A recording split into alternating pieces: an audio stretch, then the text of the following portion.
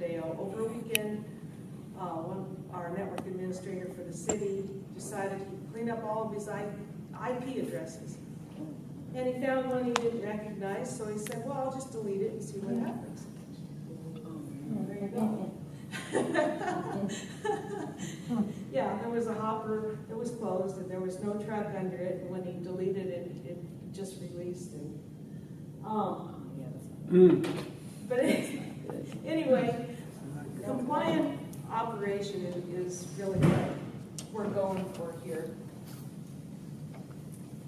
So we wanted to better support not only our process control, but our regulatory compliance and our legal requirements that obviously were unfolding.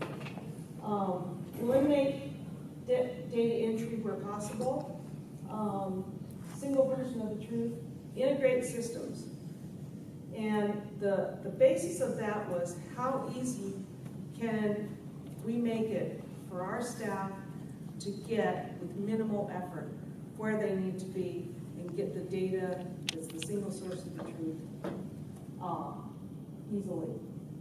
Eliminate the silos of information. We wanted systems shared across all divisions of the facility. All staff can access everything, no matter where they are on the plant side. And then I'm also going to talk about alarm and problem notification and how we set that up. So one of the things that we did was we did a lot of research with other organizations around the area about what they used that were successful in their organization. And we did a lot of facility visits and looked at the technology pieces that some of the bigger and some of the smaller organizations had in place that were making them successful. We also contacted vendors. So if we'd see a piece of software that we'd like, we'd contact the vendor, bring them in to do a demo. That was really, really helpful when we started writing RFPs. We developed an IT master plan, which gave us kind of that guiding document for what we wanted to do, what we thought we were going to be spending, and the timing for implementing each piece of software based on the needs that we had determined. So our key objectives, and I highlighted the first one, is foster a decision-making process involving all stakeholders, which is what you guys are going through now. We were so siloed by division, and no one wanted to share.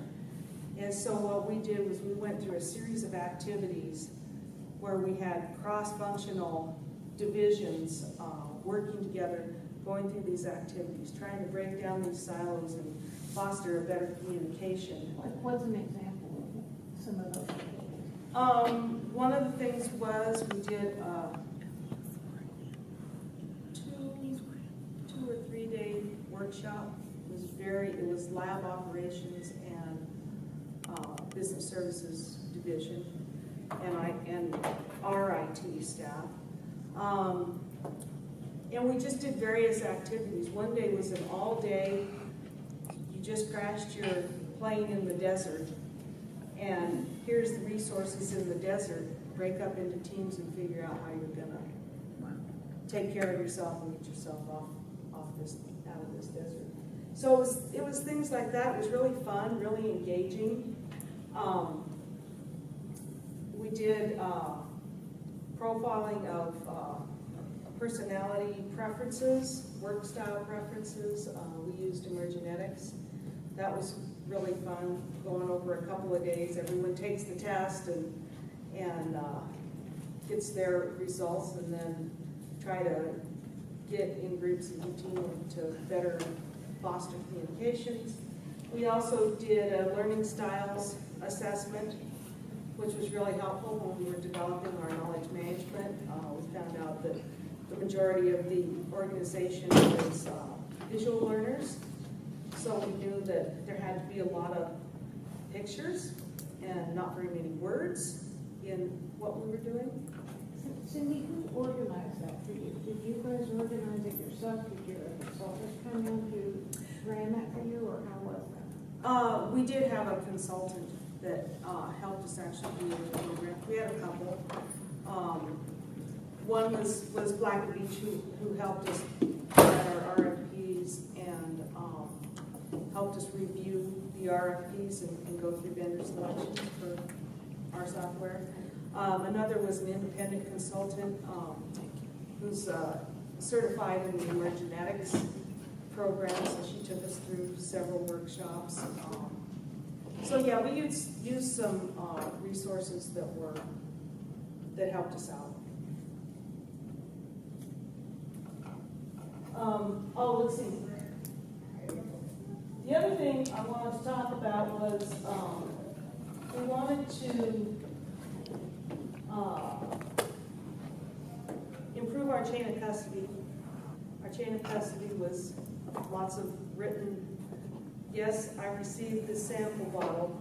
Yes, I took it down here. Yes, this is the sample that's in it, which worked out really well right until it wasn't. So we wanted to somehow automate our chain of custody, use handheld data collection and eliminate the clipboards that the operators carried, which would also eliminate data entry. And then have consistency and standardization of procedures.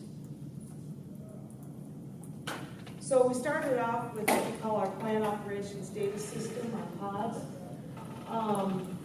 We decided that we wanted to have a system that we did all of our reporting out of. But we wanted to also have a historian as a backup that contained all of our really granular data from our SCADA system. So we ended up with hot winds, and which is a really nice reporting package. There's process control that's done out of that. It's kind of a one-stop collection shop for everything operations. And then the data historian, which is OSI Soft I Historian, and it collects millions and millions of points per second off the SCADA system. So we have always have our history of process. So eliminating the clipboards, we came across this little program that we discovered actually at a conference. Someone gave a presentation on this handheld data collection. So we brought him in, and he did a demo, and we found it was really easy to use, really easy to implement, and it pretty much fulfilled what we wanted, and that was to replace the clipboards. So we got these little handheld systems. They have barcode scanners on them. So all of our equipment has barcodes, and all of our operators' badges, employee ID badges, have barcodes. So the operator goes, scans an area with this, and the area walks the person through each aspect of what he needs to inspect. So walks him through all the pumps. Okay, here's pump number 1. Scan the pump. Is the pump running? Yes, no. It's not running. Why is it not running? Is it electrical? So there's all these questions that drop down that answer all the questions that an operator should be asking themselves when they're going through and doing their daily rounds or their shift rounds. The other thing that this system does is it helps us with our sample accuracy. So the operator scans badge, scans sample bottle, goes out to the field, scans the sample point. If the sample point doesn't match up with the sample bottle, he gets an error. This is not the right sample point for this bottle. So then he goes to the right area and collects the sample. That almost completely eliminated all the incorrect samples that were being taken. We were having quite a few of those where it was this sample bottle taken at that place and they didn't match, but back in the day, oh well, looks like a sample to me, dip it in, and the lab's like, boy, these are odd numbers for that. And then it produces an electronic chain of custody. So we know who took the sample, we know what time, we know what day it is, we know if it was the right sample or not. And the EPA loves us for that. They hated our manual system. When we got this, they said, we're gonna share this with other agencies. So The barcode, was it based on the manufacturer barcode, or did you all create barcodes to go on your equipment? we created barcodes, yeah, based on our equipment numbering system. So this was a really nice piece. We're getting the information we need. We're not doing data entry like we used to. Our data is much more accurate because I don't know if any of you have ever read an operator's handwriting.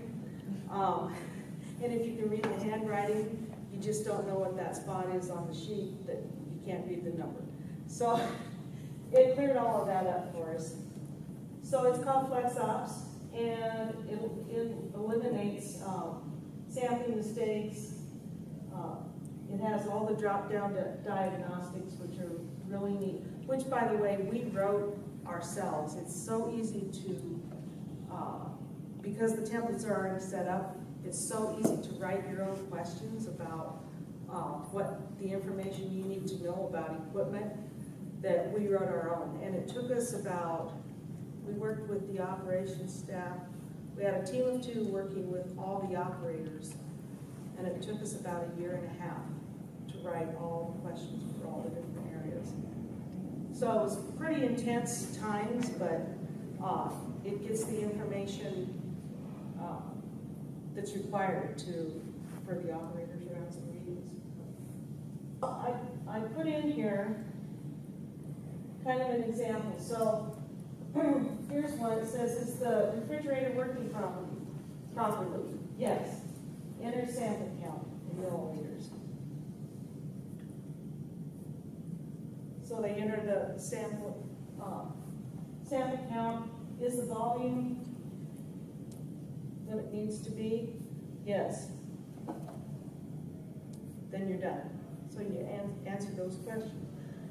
But if it's a no, it gives you a set of diagnostics. So no, it says it's a non-default answer, generates an automatic exception report. So a report is generated, and the operator goes through all these steps. Did you notify maintenance? Yes. And also, we integrated this with our Infor EAM, our asset management system. You can go right from the FlexOps system, or stay right in the FlexOps system and write a work order into our asset management system. It automatically populates all the information. So our operators don't have to hop from system to system. Okay, this is part of our, how easy can we make it for people to get their job done and without hopping from system to system. Cindy, have you seen this applied to linear assets like pipelines in the ground, or have you only seen it used for water and wastewater treatment plants? They have developed a tank inspection and module for this, which is an underground asset. I think they're hoping to move into the more linear inspection for this. I don't know that they have yet.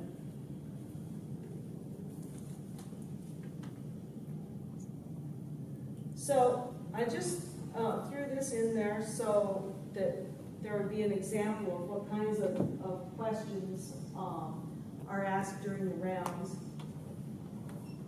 So this is just an example that I left in there for future reference for you guys. The other thing I didn't mention is FlexOps is integrated with the Hawkwind system. So all the information on readings and rounds and chain of custody gets automatically populated in Hawkwinds. So it's all there, and they use that at the muster and the shift change every day. Is Hawkwinds your work order system? I don't know how. It's the our reporting system, our operations reporting and process control system. So along comes our phase 2 project, and I just added this because I wanted to show we decided to do a full-blown automation and control system in our plant. And so we went from the little blue boxes, which is, we just had 2 areas automated for many, many years, to having 95% of the plant automated. And so that was a big learning curve.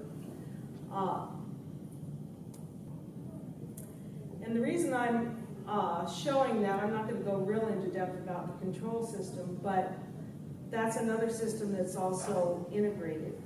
So we have our asset management system, and we have our process control system. They share an equipment numbering system. They also, you can also, when you're in the SCADA system, if you're an operator, a plant operator, you don't want to be hopping around from one software package to another, because pretty soon you get turned around as to where you are. In the SCADA system, I'm starting to get my tongue stuck to the roof of my mouth. Sorry for that.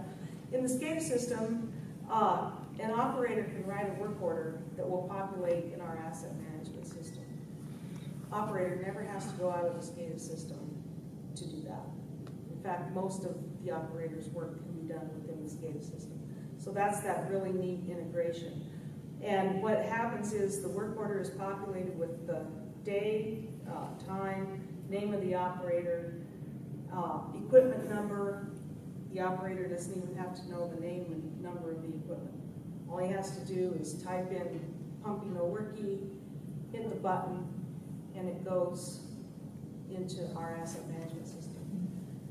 We were one of the first in the country to do that, and N4EAM has gotten a lot of customers out of coming and demonstrating our system.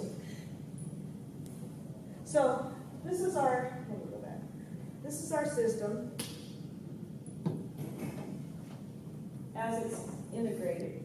We have our field controls, instrumentation and controls.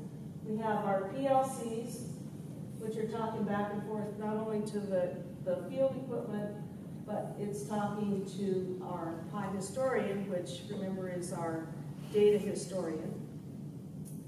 And then the HMI server, human machine interface server, is displaying all this information for the operators to see, so they can see the whole, what's happening in every area of the plant, what's working, what's not working.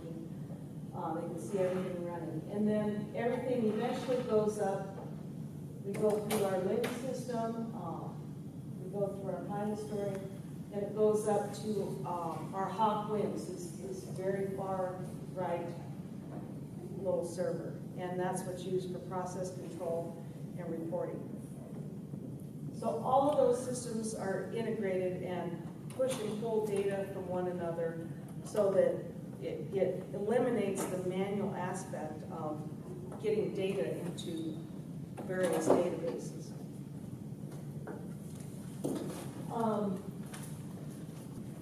Like some of our other systems, we have very defined roles and responsibilities that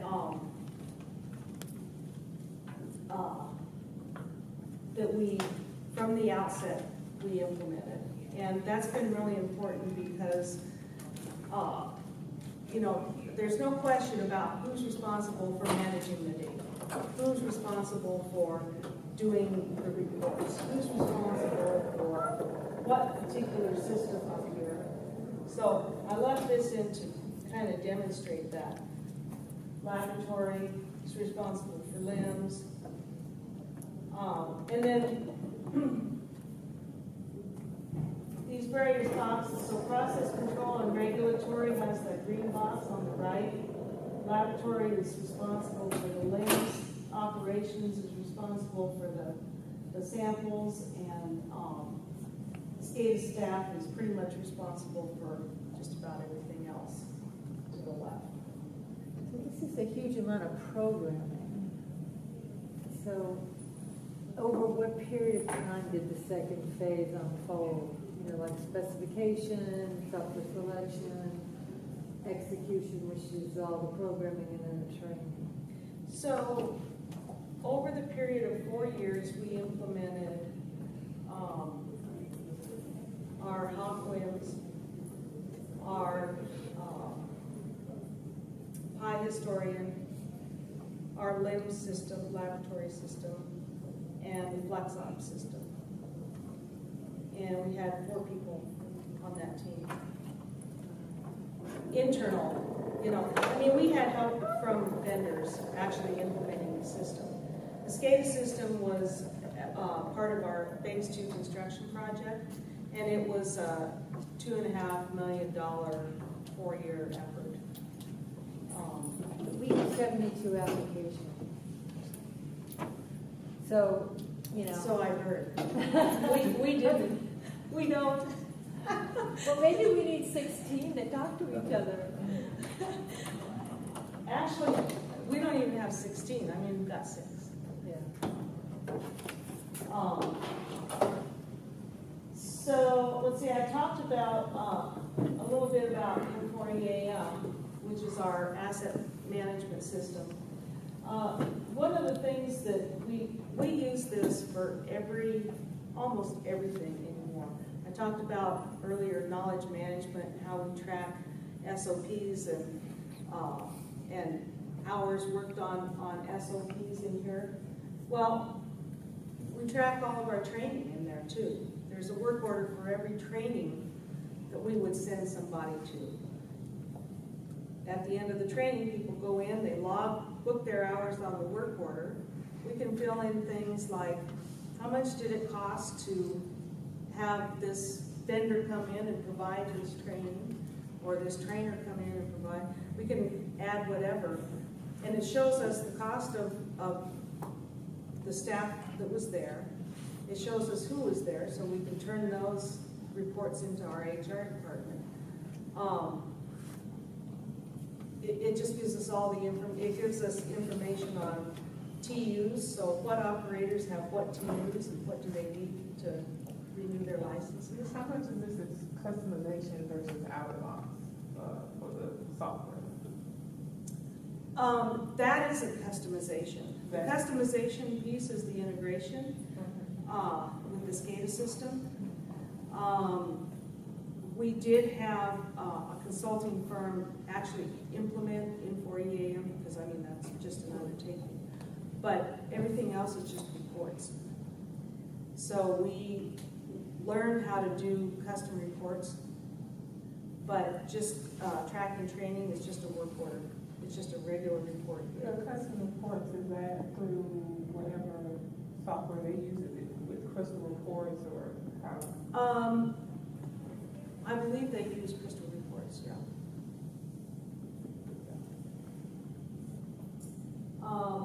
We do predictive maintenance.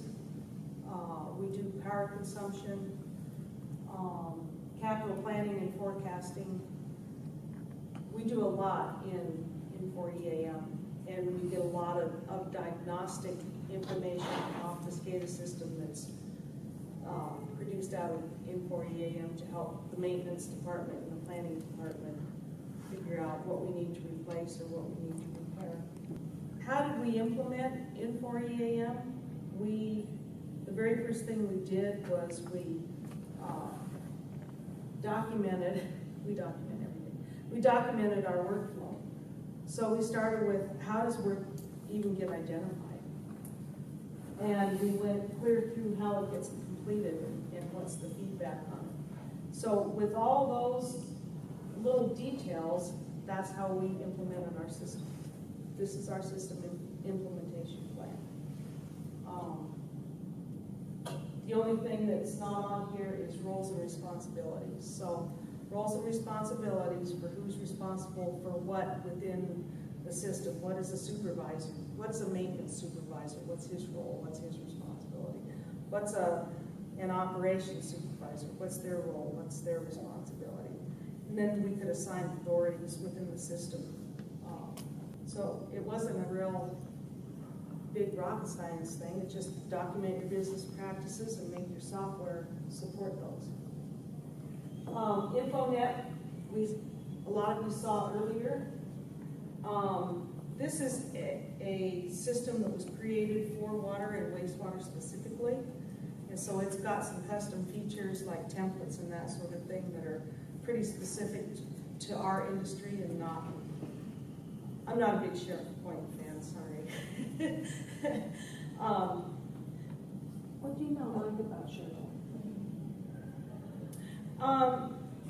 It's difficult to manage, and you definitely need someone with good skill sets to manage it. For water and wastewater, if you don't have someone who's kind of the champion for what you need to see in an information management system, you're not going to get what you need. And like with the city of Englewood, they implemented SharePoint. It was just a freaking disaster. And to get the person who was in charge of managing that to do, manage the changes, to help with the changes, didn't understand the importance, didn't understand why she needed to do it like right away. It was just a disaster. So I thought I had a little, no, I don't. My original version had a little thing that kind of took you through how easy it was to navigate InfoNet. So these are our main systems that we have that are integrated.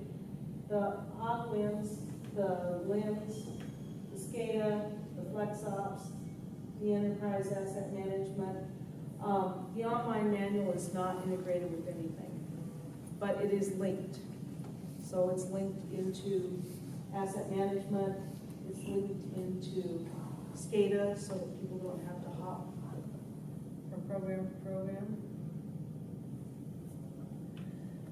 So when we were implementing all these things, we didn't have a change management plan because we weren't that sophisticated.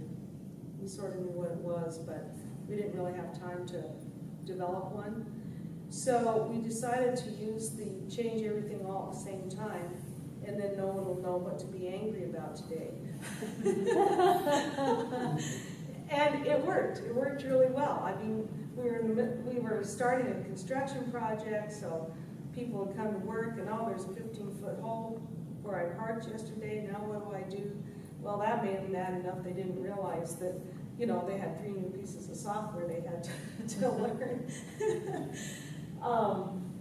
And I love this. As of tomorrow, employees will only be able to access the building using security cards. Pictures will be taken next Wednesday, and employees will receive their cards in 2 weeks. That wasn't quite what we did, but it sort of felt like it. So our biggest concern was engaging staff, again, like I mentioned earlier. And it doesn't really matter if I, as a manager, knows how to use these systems, or it just doesn't matter. Is it going to help the staff? And that was our concentration. So we knew we had to keep things really, really simple because it was a lot to throw at the staff in one big bite. We used follow the yellow brick road, which I'll go through, creating clear paths to get to your information. 5-click rule. We have a rule. No more than 5 clicks to get where you need to be to get to the information that you need. Integrate systems. Remote access. Remote access Well, I'll touch on that in a minute. We incorporated incentives. We tried to capture as much knowledge as we possibly could while we were going through this process. Roles and responsibilities and accountability. We documented that and made those assignments so that everyone knew, it was very clear who was responsible for what, and when something broke down, who do you go to? You go to this person or that person. And then the what's in it for me rule. So the yellow brick road has to do primarily with our alarm system in the SCADA system. So when an alarm goes off, like a pump isn't working, a little yellow box pops up and it says, you have an alarm on this pump. And the operators are like, well, how do I know what that means? Well, you click on the yellow and it drops down. It says, okay, here's a problem and here's a problem and here's where it is.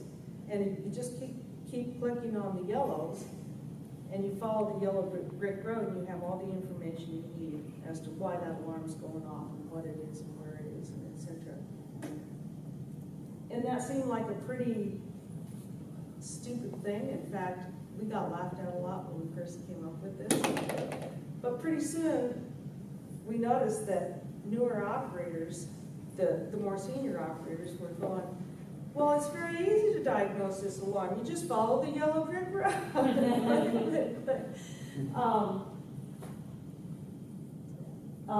The other thing is that when there's a problem, you can also just pop up a work order form in the SCADA system. I think I mentioned this earlier, and write a work order. And you don't even have to think about the equipment number or equipment name or anything. It's automatically populated, and you just tell it what the problem is. And this is the path that we really tried to create in every system that we implemented. It's not necessarily follow the yellow brick road, but it's making it so easy that in a couple of clicks, you have the information you need. The 5-click rule, I talked about that. That was another one that we got laughed at a lot. But there's only about 2 places in the whole integrated system that you actually have to click 5 times. Usually by click 3, you are exactly where you need to be. So we've integrated our systems. We try to prevent people from having to jump from system to system. Eliminated the manual data entry. The fact that systems automatically share information back and forth out of a database has eliminated a lot of our data errors and a lot of the manual work that goes into trying to get a report developed, because they're pretty much automatically taken care of. And the electronic chain of custody. Again, I can't emphasize assigning roles and rules.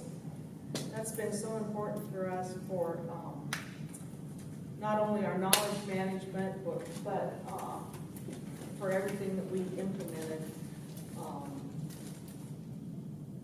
It's just been very important. Cindy, do you not have anything now where, say, if, I'm thinking of a situation where if a worker goes out and they complete some kind of work order and then they have to physically write what they did on the work order. So in your system now, have you eliminated so that nobody ever is physically writing with a pencil or a pen anything about what happened about completing a work order? So completing a work order, there's a comment section. In the FlexOps system, the handheld with the barcodes, you can either write like on the screen, or you can type in your comments. So if there's additional comments that need to be made, that's how you do it in that system. So yeah, and we encourage a lot of that. A lot of comments. Does this whole process include your meter reading and all of the I think I heard you. No, we're just one site, which is wastewater. integrated with GIS? Huh? Is it integrated with your GIS? Not at this time. Infor EAM can be integrated, and I think they probably will once they get their linear assets completely in the GIS.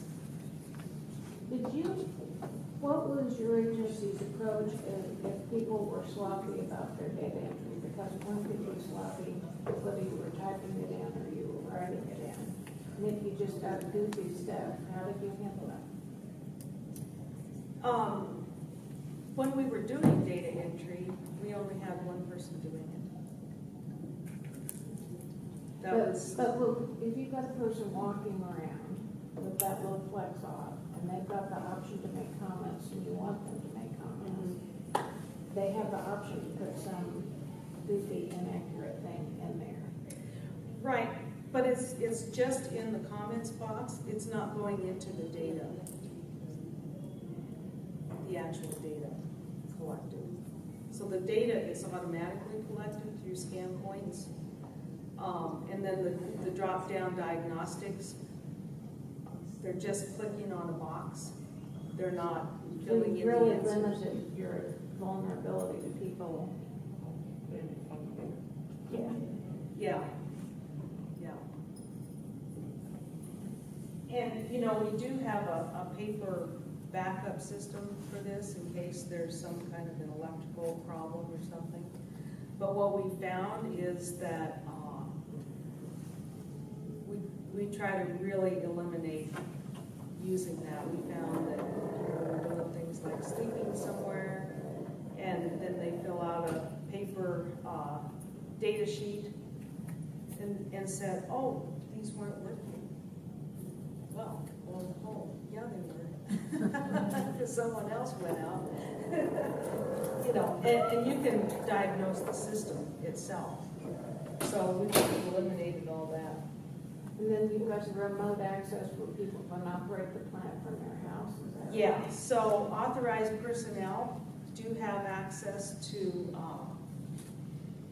access the control system, which has really helped, especially our SCADA and instrumentation folks, because they get those alarms at 1 in the morning, and it's pretty catastrophic when they get an alarm. And they can do at least, at minimum, they could diagnose the problem from home. Many times they're able to actually correct the problem because it's just a reset on an instrument or something like that. But there are 2 SCADA people, instrumentation and control and SCADA. We were able to keep it at 2 by having this remote access. Process control person can also remotely access, which has saved us a lot of permit violations. Chief operators can remotely access, and so can on-call people. So we're able to keep our staffing levels. We probably would have needed about 8 SCADA people to staff it 24/7, and we've had 2. So that's been really beneficial. Alarms go out via email and text message, and then they have a protocol. If they're not acknowledged in a certain amount of time, then they go up to the next person up, all the way up to the operations superintendent. That's really nice. Of course, access to all the computerized systems throughout the plant, either via wireless network or in the process control area. Oh, and everything is name, date, and time stamped automatically. So we know who you are and what you've done. In order to engage people, we try to come up with these really cool incentives. So when the SCADA system was being developed, we were trying to get the operators in there and using it, finding mistakes, or finding cool different ways we could use it. And so when they do that, and if their suggestion or their correction got used, we'd give them a $5 Cold Stone gift certificate. And after a year, I could tell who had made the most suggestions. But, you know, getting people involved in that way, those little silly incentives, those little silly sayings that you do, it really helped get the engagement from the staff that's actually using this information. Just going back to that, who paid for that? Was it out of your budget or was it personal? Yeah. Oh no, it came out of my budget. You know, go out and buy $100 worth of Cold Stone gift certificates and get $2,000 worth of great ideas. Yeah. Also, the what's in it for me rule. So we did a lot of performance evaluation comments based on those who really participated and helped get these systems up and running and get data verified when we were first going through it. But it also kind of became a little internal competition. Well, 5 of my ideas got used. How many of your ideas got used? You know, and it just kept things fun and kept staff involved. We were able to capture a lot of knowledge through this process. We do augment some of our staff skills with support contracts. So we have a programmer, the person that designed our control system. We keep him on a support agreement, which is a not to exceed time and materials agreement. He's always on call for us. It's not skills that we don't need to keep $250 an hour skills on site full time as staff. So we just have a little support agreement with him. He's the first to respond when an alarm goes off in the middle of the night. It works out really well. And same with AmWest control system folks. When there's a failure, they're always available, and we do that via contracts. And then for our N4 EAM, we have kind of an ongoing support contract with Stratton Consulting Partners to help us develop different reports and new aspects of our system. So, and then I just left you guys with the resource guide. So, are there any questions? Okay. So you say your process is automated from pretty much from start to finish, and all systems are integrated and kind of talk to each other? Yeah. Yeah. And one of the systems I didn't really touch on because it's small is we have a weather station that also pulls weather data and sends it to Hawk Winds. Yeah. So that all that data is available for reporting or if there's a problem. Yeah. But now, question on the SCADA is usually monitor the plants, right? Your pumps and some of your major equipment. Monitor and control. What do you do for you have linear infrastructure that you monitor? You know, for emergencies, linear infrastructure, pipes, sewer pipe, water pipe. We don't, But a lot of people do. but a lot of people do. We have a good dispatch system on one of it. Our collection distribution crew is part of the city, not part of. Oh, not part of the. Right. Otherwise, yeah, they would. And they'd be using it for EAM, not resident centers.